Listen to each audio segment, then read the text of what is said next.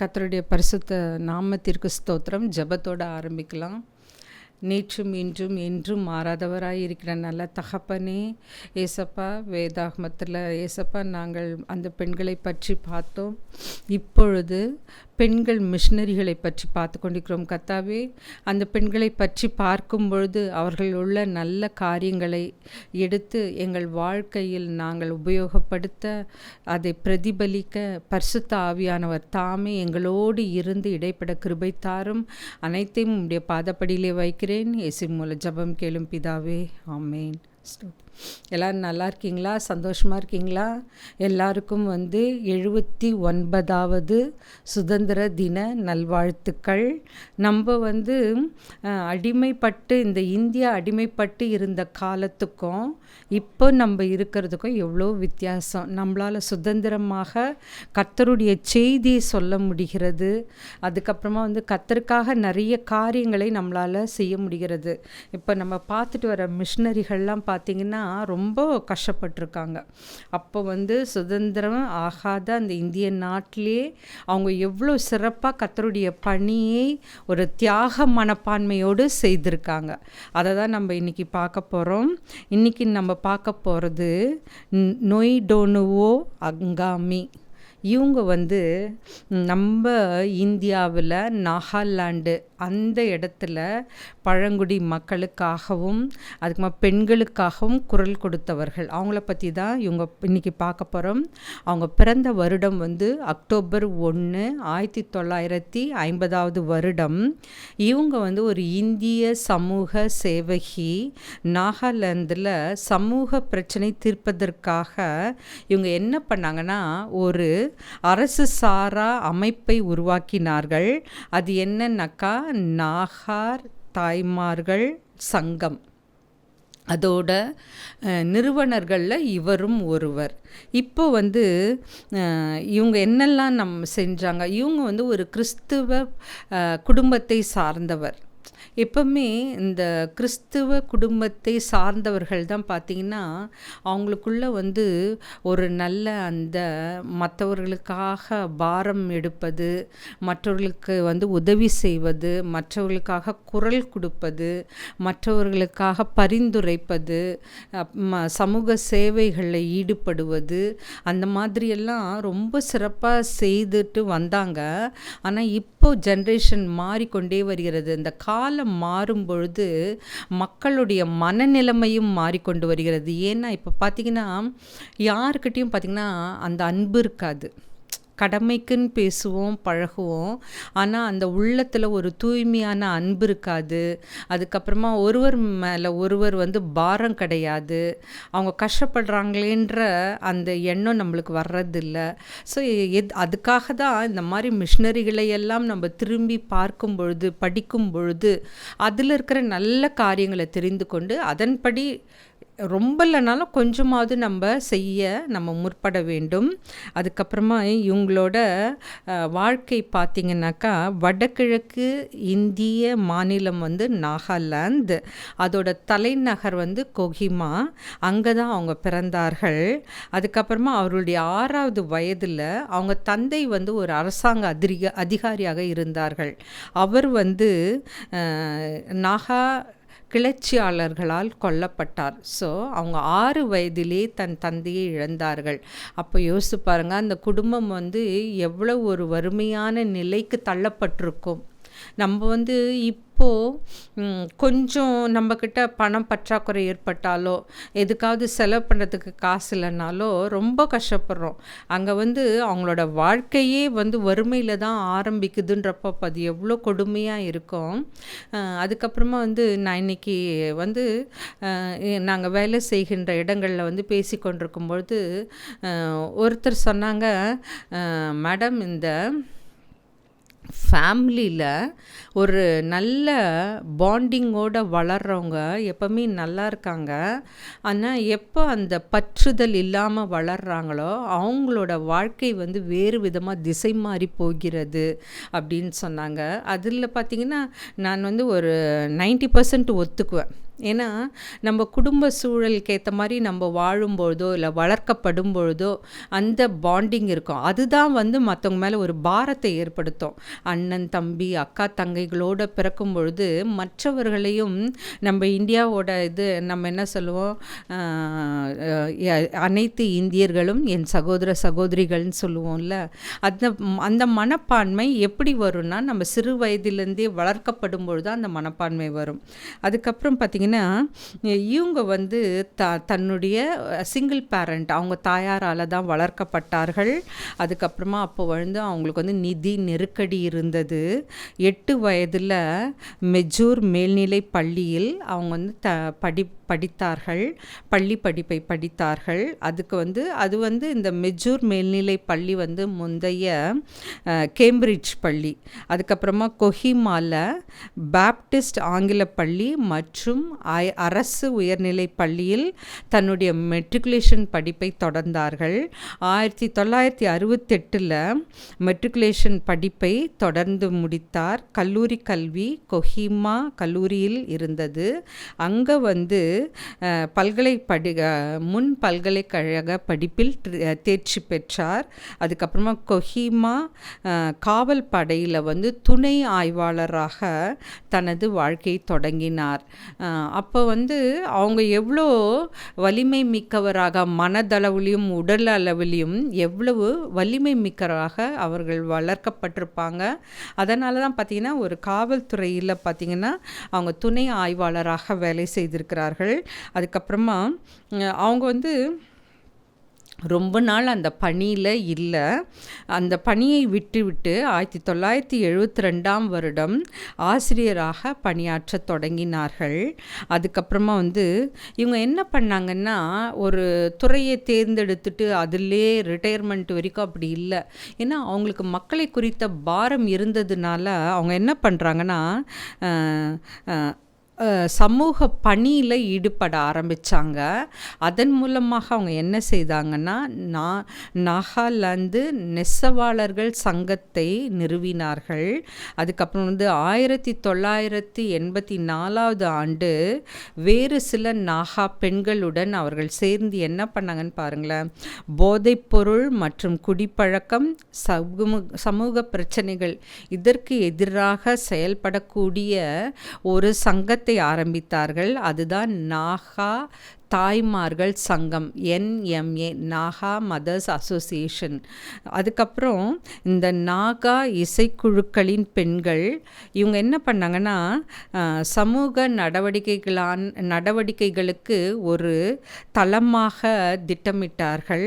அதுக்கப்புறமா வந்து அதில் வந்து அங்காமி வந்து முதல் பொதுச் செயலாளராக தேர்ந்தெடுக்கப்பட்டார். 2 முறை தலைவராகவும் பணியாற்றினார். இப்போது இவங்கெல்லாம் வந்து ஒரு நிறுவனராக, ஒரு தலைவராக, ஒரு செயலாளராக பணியாற்றும் பொழுது மக்களுக்கு, தாழ்த்தப்பட்ட மக்களுக்கு, பெண்களுக்கு, குறிப்பாக கைவிடப்பட்ட ஆதரவற்ற நிலையில் இருப்பவர்களுக்கு தான் இவங்க உதவி செய்தார்கள். ஆனால் இப்போ பாருங்களேன், இப்போ வந்து நானும் நிறைய சங்கம் பார்த்துருக்கேன், எக்கச்சக்கமாக. அதில் பார்த்திங்கன்னா தெரிஞ்சவங்களுக்கு தான் ஹெல்ப் பண்ணுவாங்க, அதுக்கு கைமாறாக பணம் பெற்றுக்கொள்கிறார்கள். அதுக்கப்புறமா ஒரு காரியத்தை முன்ன நின்று செய்கிறாங்க. அந்த காரியத்தை வந்து எந்தவித பண பயனும் இல்லாமல் செஞ்சு தர்றதில்ல. அதில் ஏதாவது வருமானம் கிடைக்குமான்னு தான் செய்கிறாங்க. அதுக்கப்புறம் பார்த்திங்கன்னா தங்களுக்கு வேண்டியவங்களுக்கே எல்லாமே செஞ்சு தர்றது. அப்போ நான் யோசிப்பேன், இப்படி ஒருத்தர் அறிந்தவங்களுக்கு தெரிந்தவங்களுக்கே நம்ம எல்லாத்தையும் செஞ்சிட்ருந்தா எதுவுமே யாருமே தெரியாமல் அடிமட்டத்தில் கீழ்மட்டத்தில் இருப்பவர்களுக்கு யார் போய் செய்வாங்க? அதுக்காக தான் கர்த்தர் வந்து ஒரு சிலரை தேர்ந்தெடுக்கிறார்கள். அவங்க வந்து ஒரு மிஷனரியாகவோ அப்படி கர்த்தரால் தேர்ந்தெடுக்கப்பட்ட அந்த ஆணோ இல்லை பெண்ணோ என்ன பண்ணுறாங்கன்னா கர்த்தருக்காக ஊழியம் செய்யும்பொழுது அவர்களுடைய தேவைகளையும் சந்திக்கிறார்கள். ஏன்னா இது நம்மளுக்கு ரொம்ப முக்கியம். நான் வந்து நம்ம சொல்கிறோம் கிறிஸ்தவர்கள் தான் இப்படி செய்து கொண்டிருக்கேன். ஆனால் நான் பார்த்த வரைக்கும் சில இடங்கள்லாம் பார்த்திங்கன்னா கிறிஸ்தவர்கள் அல்லாதவர்கள் கூட இந்த மாதிரி காரியத்தை மற்றவர்களுக்காக உதவி செய்வது, மற்றவர்களுக்காக குரல் கொடுப்பது, மற்றவர்களுடைய பிரச்சனையை தன் பிரச்சனையாக நினைத்து கொண்டு முன்னின்று எல்லா காரியங்களையும் செய்வது, அதில் சுயநலம் இருக்காது. அந்த மாதிரியெல்லாம் செய்யக்கூடிய நபர்களை நான் வந்து என்னுடைய வாழ்க்கையிலையோ என்னுடைய பணி செய்கின்ற அந்த இடத்துலையோ நான் நிறைய பார்த்துருக்குறேன். அந்த மாதிரி தான் நம்ம வளரணும். அதுக்கப்புறமா 1986 ஆண்டில் பார்த்திங்கன்னா இந்த NMA நாகா தாய்மார்கள் சங்கம், நாகா மதர்ஸ் அசோசியேஷன், அதில் இளைஞர் மற்றும் பெண்கள் நல அமைப்பு அதில் வந்து உருவாக்கப்பட்டது 1989 மவுண்ட் கிலியட் ஹோம். இதில் பார்த்திங்கன்னா யாரெல்லாம் இதில் வந்து அவங்க வந்து அடைக்கலம் கொடுத்து உதவினார்கள் பார்த்திங்கன்னா, போதைக்கு அடிமையானவர்கள் மற்றும் குடிகாரர்கள், அவர்களுக்கு ஒரு தங்கும் இடமாகவும் மறுவாழ்வு மையமாகவும் அது அமைக்கப்பட்டது. அதுக்கப்புறம் வந்து 2001 NMA என்ன பண்ணாங்கன்னா, HIV-ஆல் எய்ட்ஸால் பாதிக்கப்பட்ட அவங்களுக்கு வந்து ஒரு பராமரிப்பு மருத்துவமனையாக அது அமைந்தது. அதுக்கப்புறமா வந்து அதற்கு இவங்க கொடுத்த அந்த பங்களிப்பு மிகவும் பாராட்டத்தக்கது. அதுக்கப்புறமா இவங்க வந்து முக்கிய பங்கு வகித்தார்கள். அதுக்கப்புறம் மறுசுழற்சி காகிதம் இல்லை, ரீசைக்ளிங் பண்ணுறாங்க பாருங்கள், அதுக்கு தங்கும் இடம், அதுக்கப்புறமா இல்லத்திற்கான துணை திட்டமான NMA HIV எய்ட்ஸ் பராமரிப்பு மருத்துவமனையாக அங்கே வந்து ஒரு எல்லா அந்த HIV எய்ட்ஸால் பாதிக்கப்பட்டவர்களுக்கு ஒரு தங்கும் இடமாகவும் அது மாற்றப்பட்டு அங்கே வந்து பணிபுரிந்தார்கள். இப்போ பாருங்களேன், இப்போது இவங்க வந்து ஒரு சமூக சேவகின்னு நான் முதலே சொன்னேன் ஸ்டார்டிங்லே. இவங்க பாருங்கள், போதைப்பொருள் குடியில் பழக்கத்தில் இருக்கிறவங்க, சமூக பிரச்சனையில் இருக்கிறவங்க, குறிப்பாக பெண்களுக்காக அவங்க வந்து எல்லாவித உதவியையும் செய்தார்கள். அதில் முக்கிய பங்கு வகித்தார்கள். அரசாங்கம் பார்த்திங்கன்னா இந்த வருடம் போதைப்பொருளுக்கு எதிராக குரல் கொடுத்து கொண்டிருக்கிறது. நாங்கள் காலேஜிலெல்லாம் பார்த்திங்கன்னா ஆன்டி ட்ரக் அவேர்னஸ் விழிப்புணர்வு முகாம்கள், அதுக்கப்புறமா நிறைய போட்டிகள்லாம் வந்து செய்து அது வந்து ஒரு விழிப்புணர்வு ஏற்படுத்துகிறோம். ஏன்னா இந்த வளருகின்ற சமுதாயம் முக்கியமாக இளைஞர்களை அதை பாதிக்கக்கூடாது, அதில் ஈடுபடவும் கூடாது. ஸோ அதிலிருந்து அவங்க வந்து விடுபடணும். அப்படி ஈடுபட்டிருந்தால் அதுலேருந்து விலகி வரணும். அதற்கான வழிகளை நாங்கள் வந்து சொல்லித்தரோம். அதுதான் ஆன்டி ட்ரக் அவேர்னஸ் கேம்ப் ஒன்று நடத்துகிறாங்க. அதுக்கப்புறம் பார்த்திங்கனாக்கா ஷெட் நோ மோர் பிளட், அந்த சமூக இயக்கம் ஒன்று ஆரம்பித்தார்கள். கிளர்ச்சியாளர்களுக்கு அரசியலுடன் தொடர்பு கொள்ள வாய்ப்பளித்தது. இந்த சமூக இயக்கம் என்ன பண்ணுதுன்னா, இப்போது கவர்மெண்ட் ஆஃபீஸர்ஸ் இருப்பாங்கள்ல, அவங்களும் இன்னொரு பக்கம் கிளர்ச்சியாளர்கள், இவங்க 2 பேருக்கு இடையே ஒரு தொடர்பை ஏற்படுத்தி தருகின்ற ஒரு வாய்ப்பாக அது அமைந்தது. அப்போ வந்து நாகா ஹோஹோ, நாகா மாணவர் கூட்டமைப்பு, நாகா மக்கள் மனித உரிமைகள் இயக்கம், அதுக்கப்புறமா வந்து பிற சமூக மற்றும் பழங்குடி அமைப்புகள், இவங்கெல்லாம் என்ன பண்ணாங்கன்னா, அரசாங்கத்திற்கும் இந்த கிளர்ச்சியாளர்களுக்கும் இடையே ஒரு போர் நிறுத்தத்தை ஏற்படுத்துவதின் மூலம் வெற்றி பெற்றது. இது எவ்வளோ ஒரு முக்கியமான காரியம் இல்லை? ஏன்னா இப்போது 2 அரசாங்கம் அதற்கு அகெயின்ஸ்டாக போராடுறவங்க, அவங்க கிளர்ச்சியாளர்கள்லாம் என்னென்னா, அவங்க பார்வையில் ஒரு சங்கமாக இயங்கும்பொழுது சில திட்டங்கள், சில செயல்கள் மக்களுக்கு நேரடியாக போய் சென்று அது பயனுள்ளதாக அமைய வேண்டும். அந்த திட்டத்திற்காக போராடுவாங்க. அவங்க ஒன்றும் ஆன்டி சோஷியல் எலமெண்ட் கிடையாது, சமூகத்தில் எதிராக பிரச்சனை தருபவர்கள் கிடையாது. அவங்க வந்து மக்களுக்காக பாடுபடுகிறார்கள். அந்த சில கருத்துக்களை வந்து அரசாங்கத்திடம் எடுத்து ஒரு பிரதிநிதியாக போவாங்க. அந்த மாதிரி தான் அங்காமி வந்து தன்னுடைய வாழ்நாளில் நிறைய காரியங்களை செய்திருக்கிறார்கள். இப்போ கூட பார்த்திங்கன்னா நிறைய சங்கங்கள், இந்த மாதிரி அமைப்புகள் அரசாங்கத்திடம் பேசும்பொழுது நம்ம வந்து எல்லாரும் போய் பேச முடியாது. அப்போது அந்த ஒரு சில அமைப்பில் இருக்கிற நிர்வாகிகள் மட்டும் போய் தங்களுடைய கருத்தை, அனைவருடைய கருத்தையும் ஒருத்தர் போய் எடுத்து சொல்லுவாங்க. சம்டைம்ஸ் அதில் வெற்றி கிடைக்கும், சம்டைம்ஸ் அது தோல்வி இருக்கும். தோல்வி இருந்தால் ஸ்ட்ரைக்குன்றாங்க. ஆனால் நம்ம வந்து அந்த கருத்துக்களை புரிந்து கொண்டு அரசாங்கத்திடம் எடுத்து சொல்லும் பொழுது அது வந்து தெளிவாக இருக்கணும், அது வந்து மக்களுக்கு பயனுள்ளதாக இருக்கணும். அது எந்த விதத்தில் எடுத்து சொல்லணுமோ அந்த விதத்தில் எடுத்து சொல்லணும். தேவையில்லாமல் அந்த இடத்த வந்து ஒரு சண்டை ஏற்படக்கூடிய ஒரு இடமாக மாற்றவே கூடாது. ஏன்னா அங்காமி அப்படி தான் இருந்தாங்க. சண்டை வந்தவங்களுக்கு இடையில அமைதியை கொண்டு வந்தார்கள். அந்த அமைப்பு என்ன பண்ணாங்கன்னா, அது மட்டும் இல்லாமல் சண்டையில் உயிரிழந்தவர்களுக்கு முறையாக அடக்கம் செய்வதிலும் உதவினார்கள். இப்போ கோவிட் டைம்லலாம் பார்த்திங்கன்னா கடைசியில் வந்து இறந்தவர்களுடைய உடலை அந்த குடும்பத்திடம் ஒப்படைத்தார்கள். முதல்லலாம் பார்த்திங்கன்னா இறந்த உடனே அவங்களே எடுத்துகிட்டு போய் அடக்கம் பண்ண ஆரம்பிச்சிட்டாங்க. சில இடத்தில் அந்த பிணங்கள் தூக்கி எறியப்பட்டன. அதெல்லாம் நம்மளுக்கு தெரியாது, என்ன ஆக்சுவலாக நடந்ததுன்றது நம்மளுக்கு தெரியாது. அப்போ வந்து பார்த்திங்கன்னா நான் நிறைய நியூஸில் பார்த்தேன், நிறைய தொண்டு ஆர்வலர்கள், சமூக சேவகர்கள், அதுக்கப்புறமா வந்து நம்மளுடைய பிற மதத்தில் பார்த்திங்கன்னா முஸ்லீம் நண்பர்கள், இவங்கெல்லாம் வந்து முன்ன நின்று முறையாக அவர்களுடைய மதத்தின்படி அந்த இறந்த உடல்களை எடுத்துக்கொண்டு போய் அடக்கம் செய்தார்கள்னு நான் நியூஸில் படித்தும் இருந்தேன். ஸோ இதெல்லாம், இந்த மனப்பான்மை யாருக்கு வரும்னா, யாருக்கு மக்களுக்காக பாடுபடணும், சேவை செய்யணும் அப்படின்னு இருக்கிறவங்களால தான் இதெல்லாம் சாதிக்க முடியும். ஆனால் போஸ்ட்டுக்கு, அந்த பதவிக்கு ஆசைப்பட்டு வராங்க பாருங்களேன், அவங்க நிலைத்தே இருக்கவே முடியாது.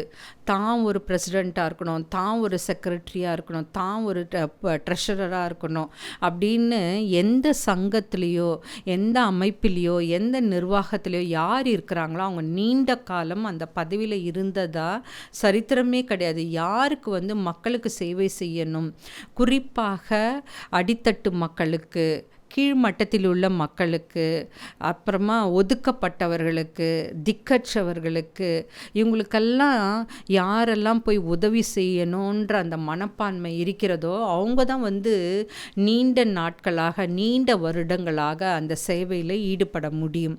அதுக்கப்புறம் பார்த்திங்கன்னா புதுதில்லி மற்றும் நாகாலாந்தில் நடைபெற்ற பல அமைதி பேச்சுவார்த்தைகளில் அவர் என்எம்ஏவை ரெப்ரசன்ட் பண்ணார்.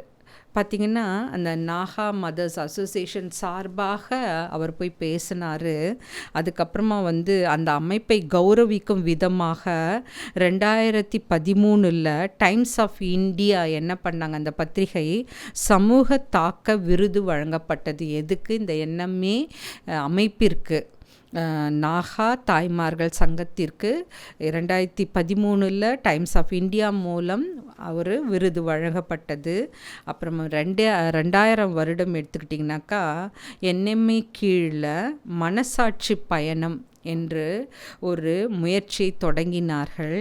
அதுக்கப்புறமா அந்த அமைப்பின் தலைவர்கள், சிவில் மற்றும் சமூக குழுக்கள், ஊடகங்கள், மாணவர் அமைப்புகள், கல்வியாளர்கள் மற்றும் அரசியல்வாதிகளை சந்தித்து இவங்க என்ன பண்ணாங்கன்னா தங்களுடைய கருத்துக்களை பரிமாறிக்கொண்டார்கள். இந்த என்எம்ஏ அமைப்பு வந்து அதில் ஒரு நிறுவனராக இந்த அங்காமி செயல்பட்டார்கள்.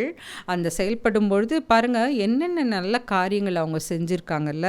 அதுக்கப்புறம் அங்காமியும் அந்த அமைப்பும் அந்த உறுப்பினர்களும் அவங்க என்ன பண்ணாங்கன்னாக்கா பயிற்சி அமர்வுகள், பட்டறைகள் மற்றும் கருத்தரங்குகளை நடத்தி அதன் மூலம் திறன்களை பெற ஏற்பாடு செய்தார்கள்.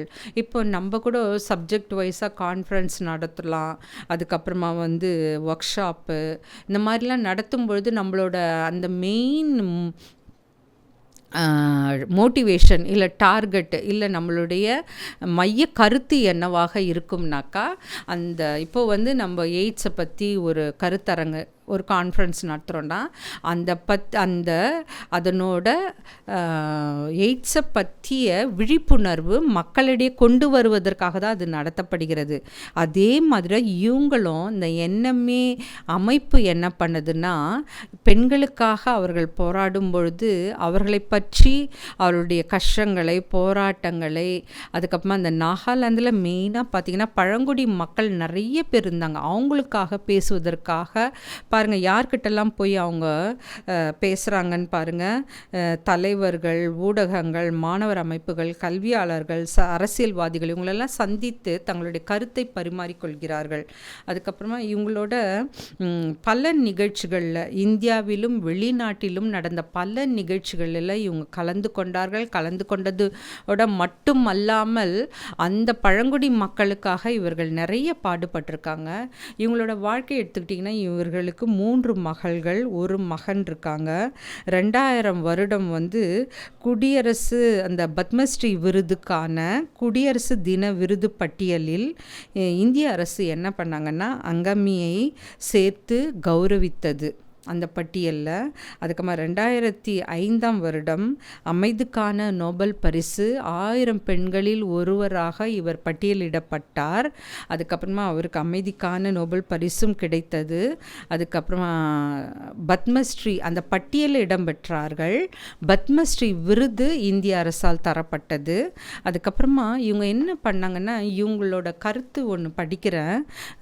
இவங்களே சொன்னது, அங்கமியே சொன்னது, போதை பொருள் துஷ்பிரயோகம் மற்றும் மது பழக்கத்தை வேறறுக்க பெண்களிடையே விழிப்புணர்வை பரப்புவதில் எனது மிகப்பெரிய சாதனை இருப்பதாக நான் உணர்கிறேன்.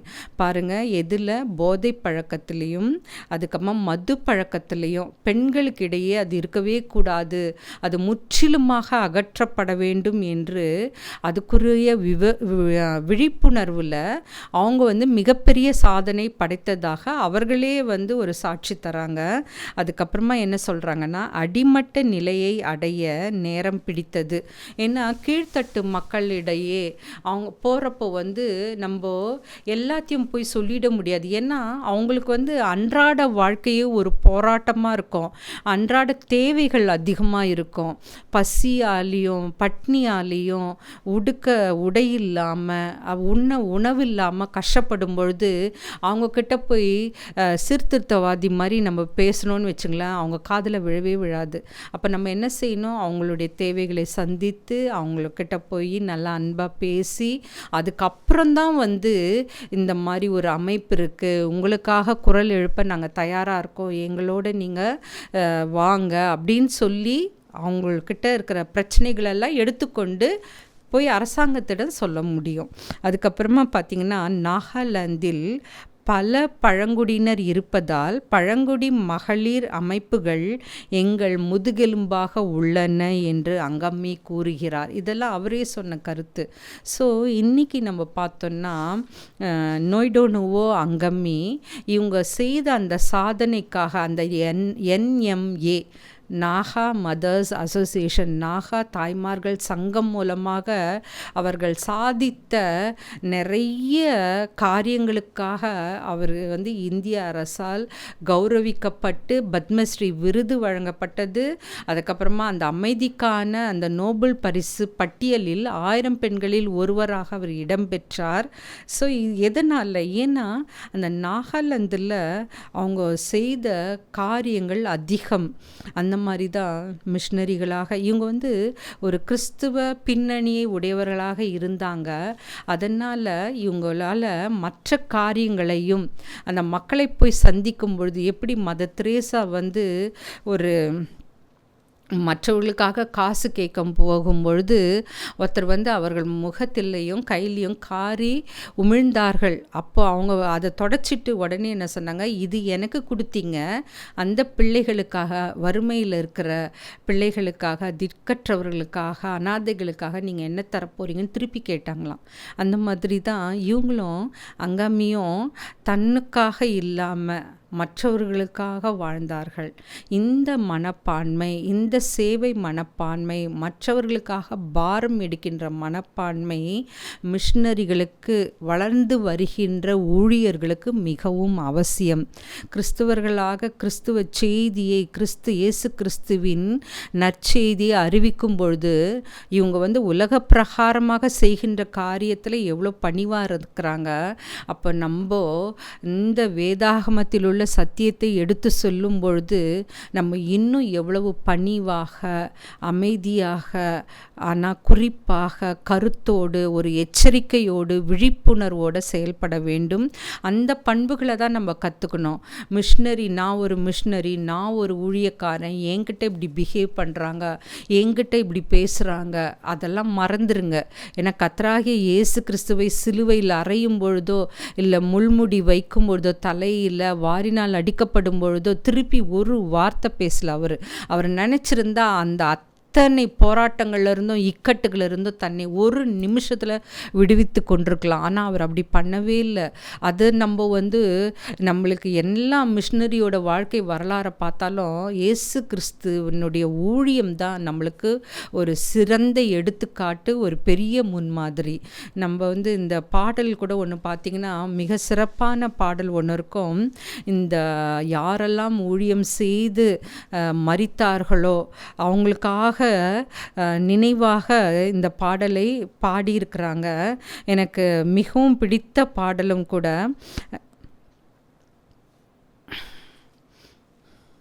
அதில் பார்த்திங்கன்னா அந்த வரிகள் வந்து நல்லாயிருக்கும். ஊழியம் செய்து உயிரை விட்ட அவர்களுக்காகவே எழுதப்பட்டதாக கருதப்படுகிறது. அது பாருங்களேன். அழகாய் நிற்கும் யார் இவர்கள், திரளாய் நிற்கும் யார் இவர்கள், சீனை தலைவரும் இயேசுவின் போர்த்தளத்தில் அழகாய் நிற்கும் யார் இவர்கள்.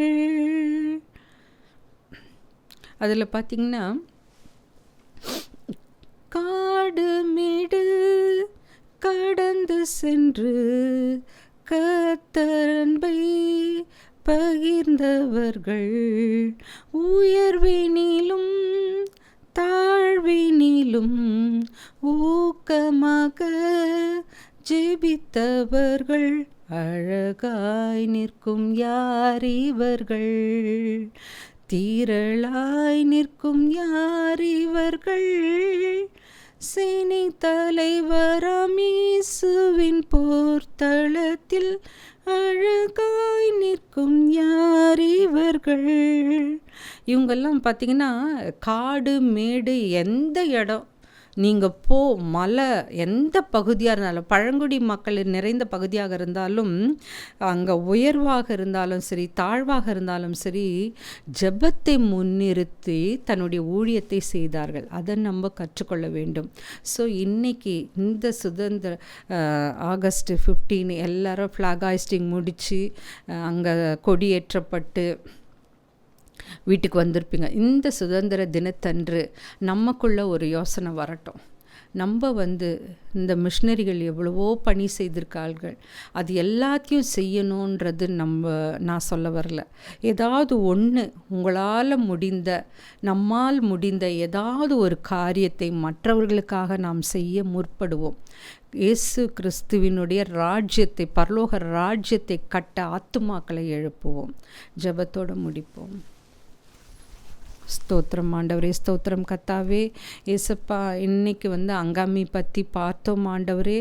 இவர்கள் வந்து ஒரு கிறிஸ்துவ பின்னணியில் பிறந்து அந்த நாகாலாந்தில் அந்த பழங்குடி மக்களுக்காக பெண்களுக்காக, நெசவாளர்களுக்காக, அடித்தட்டு மக்களுக்காக ஒரு அமைப்பை ஏற்படுத்தி அதன் மூலமாக நிறைய காரியங்களை செய்தார்கள் கர்த்தாவே.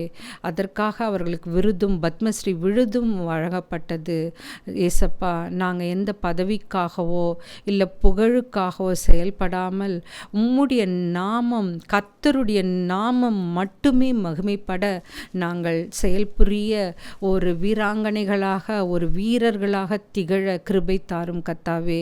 ஏசப்பா, இந்த நாளில், இந்த சுதந்திர தினத்தன்று ஏசப்பா, நாங்கள் எடுக்கின்ற ஒவ்வொரு முடிவிலும் உம்முடைய கரம் எங்களோடு இருக்கட்டும் கர்த்தாவே. எத்தனையோ மிஷனரிகள், எத்தனையோ ஊழியர்கள் தங்களுடைய அன்றாட செலவுக்காக கூட ஏசப்பா அவர்கள் ஏங்கி கொண்டோ இல்லை கஷ்டப்பட்டு கொண்டோ இருக்கிறார்கள் கர்த்தாவே. ஆனால் அதற்காக அவர்கள் யாரிடமும் போய் கெஞ்சுவதில்லை ஆண்டவரே.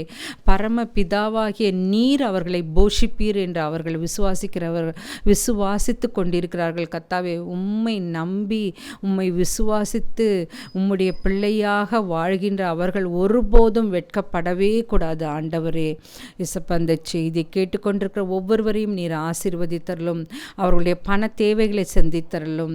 இந்த அட்மிஷன் காலங்களில் எங்கெல்லாம் அவர்களுக்கு அட்மிஷன் கிடைக்க வேண்டும் என்று விரும்புகின்றார்களோ அங்கெல்லாம் அட்மிஷனை நீர் அவர்களுக்கு தாரும் ஆண்டவரே. அவர்கள் போக்கிலும் வரத்திலும் அவர்களோடு இருந்து அவர்கள் செய்கின்ற ஒவ்வொரு காரியத்திலும் உம்முடைய கரம் விளங்கட்டும் ஆண்டவரே. அனைத்தையும் உம்முடைய பாதப்படியிலே வைக்கிறேன். இயேசுவின் மூலம் ஜெபம் கேளும் பிதாவே, ஆமென்.